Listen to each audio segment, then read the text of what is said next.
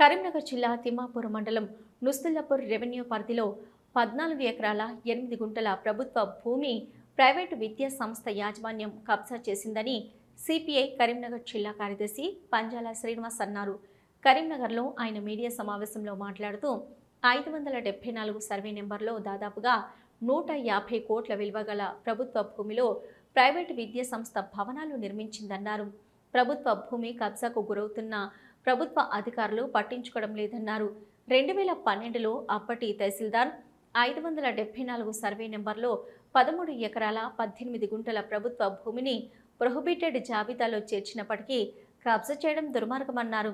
ప్రభుత్వం స్వాధీనం చేసుకోకపోతే సిపిఐ ఆక్రమించి పేదలకు పంచడానికి పోరాటాలు ఉధృతం చేస్తామని అన్నారు.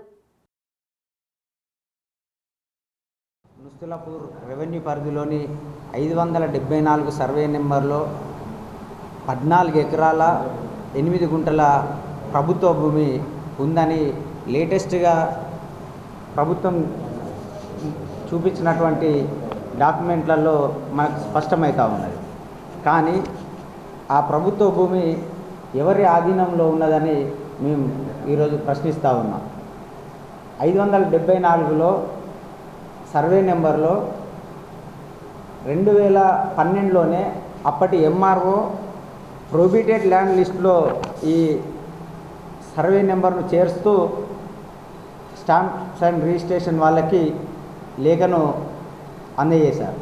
కానీ ఆ తదనంతరం ఈ సర్వే నెంబర్లో ఉన్నటువంటి భూమి కొందరి అధికారుల మద్దతుతోని అందులో విద్యా సంస్థలు నడుపుతున్నటువంటి వ్యక్తి ఒకే దిక్కు 14 ఎకరాలు కబ్జాకు గురి అయింది అంటే ఎవరైనా తనకు సపోర్ట్ చేయరనే ఉద్దేశంతో వాటిని బై నెంబర్లుగా 8 బై నెంబర్లుగా డివైడ్ చేసి ఒక్కొక్క బై నెంబర్లో అంటే 574/1 నుంచి /7 వరకు ఒక్కొక్క బై నెంబర్కు ఒక్కొక్క సపరేట్ ఖాతా నెంబర్ను సృష్టించారు.